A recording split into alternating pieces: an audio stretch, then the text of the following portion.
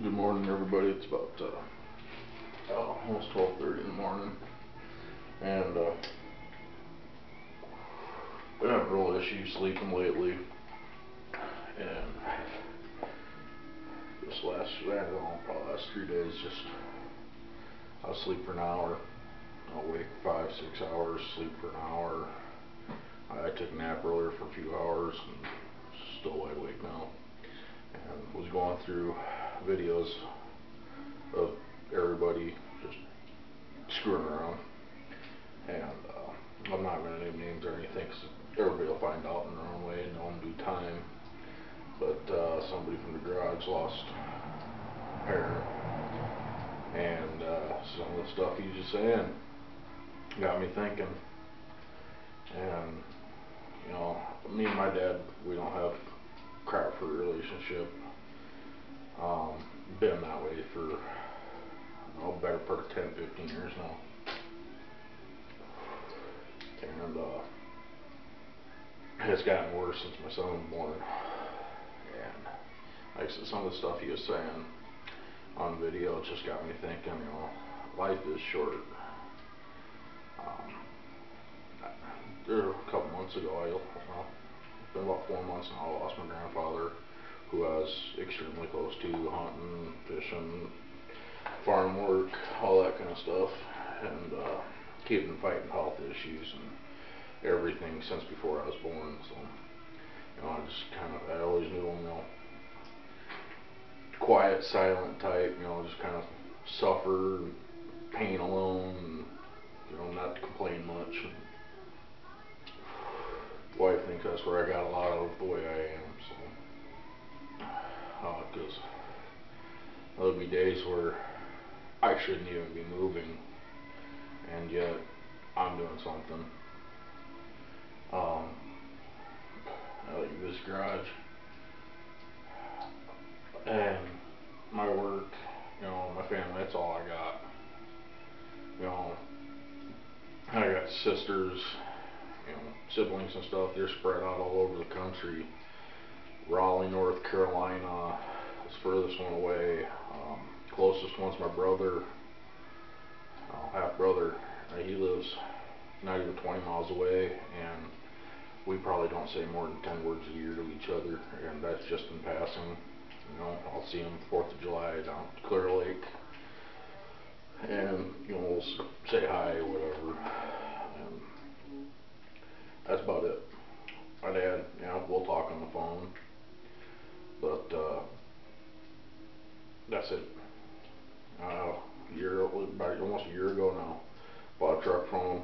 Supposed to be home, and 6-hour one-way drive to go get the truck, and he said he'd be home, and I brought wife, son, everybody with. Got within an hour, wasn't home. So he said he had an auction, something he wanted to go to, and he took off. So, his loss. He's never met my son, his grandson, my firstborn. Never met him, probably never will. His loss. I've made every effort. I've bribed, offered to give his truck back before I sold it, and wouldn't come up here.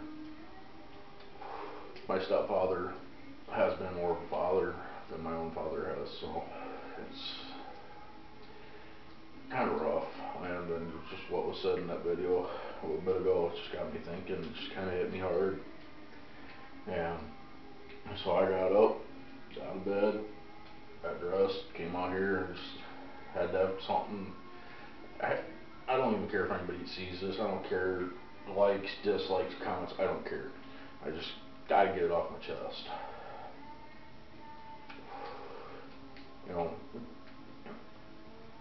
My mom, God, I don't know what I'd do without her. She's always been there. I mean, all these trips up to Rochester, just for me and my leg and my health. My mom's the one that always drives me. You know, we help with gas when we can. Otherwise, she never, will put gas in the tank. We'll try and get her something to eat when we're up there. Well, she don't ask for nothing. Just when's the appointment? When we gotta be there. So, my stepdad, you know, he's kind of the real silent type. He don't talk a whole lot. He works his butt off. Worked for Winnebago Industries for gotta be at least 35 years now. And you know, when I used to be Hellraiser, you know, he was always there. You know, I got this has been 10 years, almost 10 years ago now. My ex-fiance and I split up. I had nowhere to go, absolutely nowhere. Loaded what I had a Chevy Astro van, loaded what I could into it, and just drove. Ended up on my mom's driveway, and they were gone for the weekend. I slept in the van for 3 days, and they come home, and the van's got curtains up over the windows, and they knew whose vehicle it was as soon as they seen it. So, and they took me in, gave me a place to stay, and I got on my feet, and then 2007, my ex down in Waterloo, Iowa, gave me 15 minutes to move out. Said her new boyfriend's moving in half an hour. Took everything I owned across the street in the neighbor's driveway, which happened to be my boss at the time too. Loaded up 2 trucks, because I had 2 pickups at the time. And my boss down there says, I know you need the money, I know you've been trying to sell one of your trucks, I'll buy it cash. Sold it to him, and I'm sitting there just absolutely freaking wrecked. Once again, had nowhere to go, absolutely nowhere. It was a toss up between I was heading south or I was heading north. And my stepdad found out, left work, went home, cleaned out his gun room, and says, come on up. And I lived with them for 3 months before I met my now wife.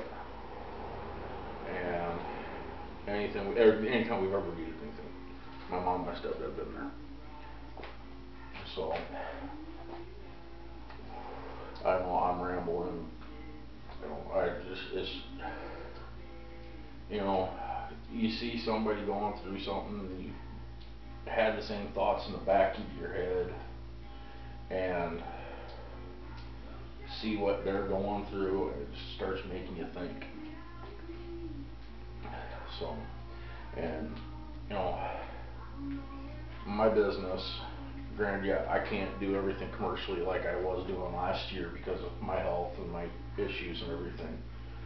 But this, where I'm standing at right now, I'll show it. And some of you guys have seen it, some of you guys haven't. This garage is my shop. You know, the other day I did the video and had that 95 Lincoln in here. We were roommates. Now I got my van in here because we got limited parking space outside. This is where I work. This, keeping vehicles coming in and out. Lawnmowers, snow blowers, whatever. You know, that's what keeps me going. Let's get set back up here. And, you know, YouTube Garage is my second family. You know, I couldn't even begin to rattle off the names of the people that were there that helped support me and kept me sane. 2.5 months ago when my son got injured, when he got hit by the car.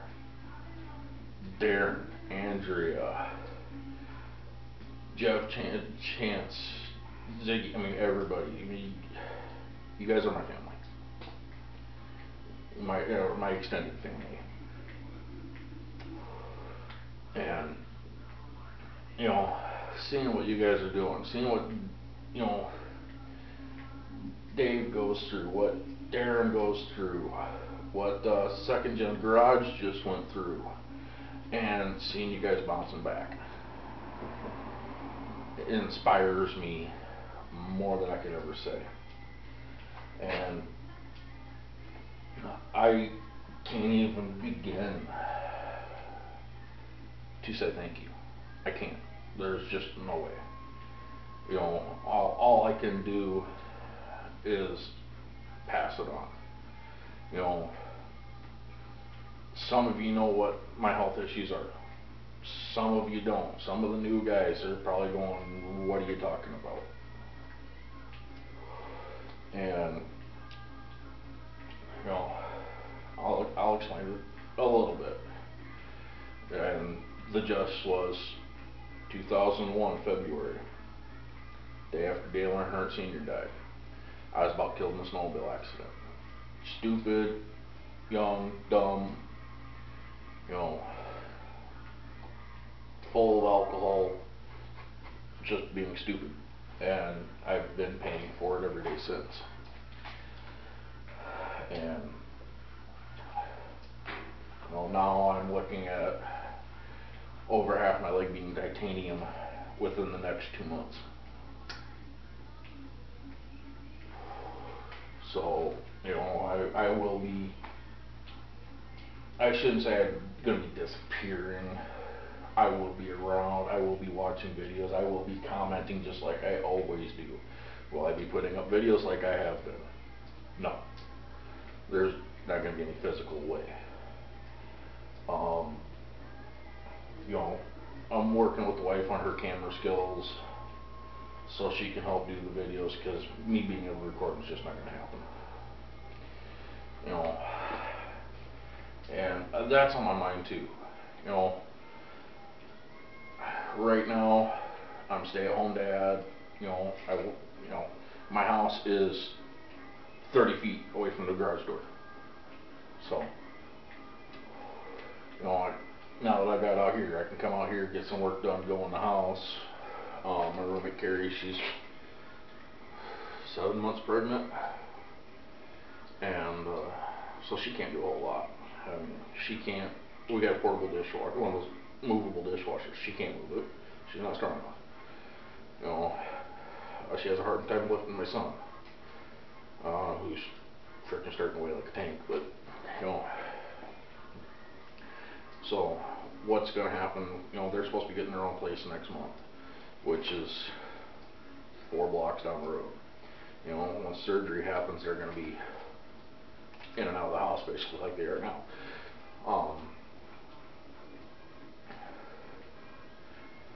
You know, it's just what's going to happen when I'm gone. Everybody relies on me so heavily here, and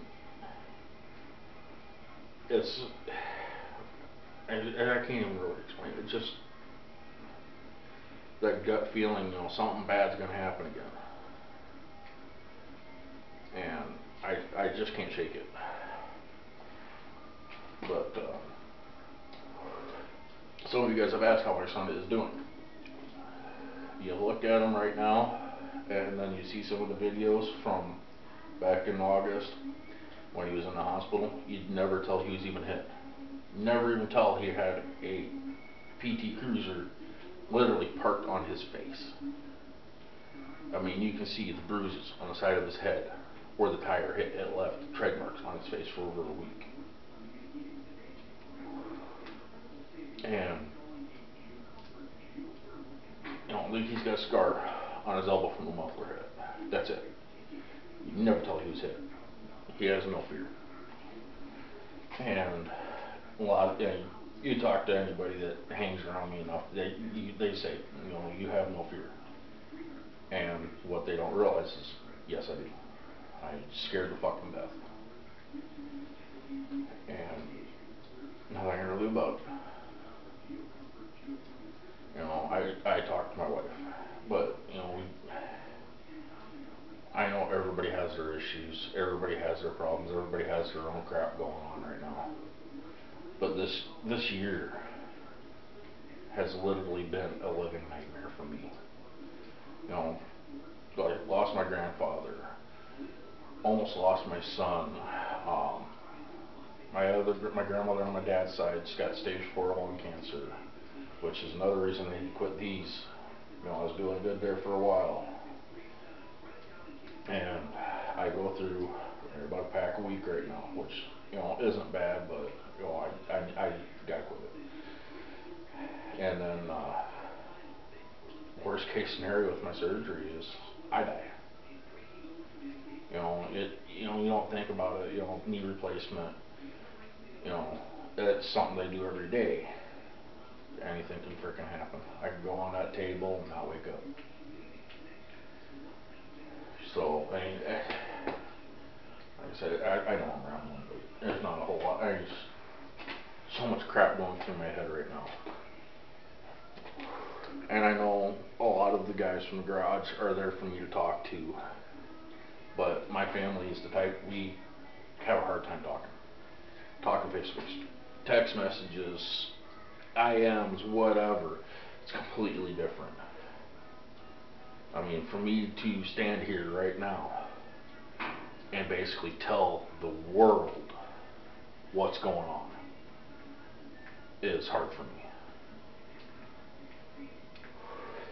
But to see what other people are going through and have them talked the same way I am right now, you know, it's just, it's a way for them to get it off their chest. This is a way for me to get it off my chest. So I'm gonna shut up for now. Like I said, YouTube Garage Gang, there's no way I can ever say thank you for what you guys have all done for me and my family. And anybody ever needs anything, I'm a phone call away. IM me, PM me, whatever you need to do to get a hold of me. You guys need anything, just let me know. So, y'all take care.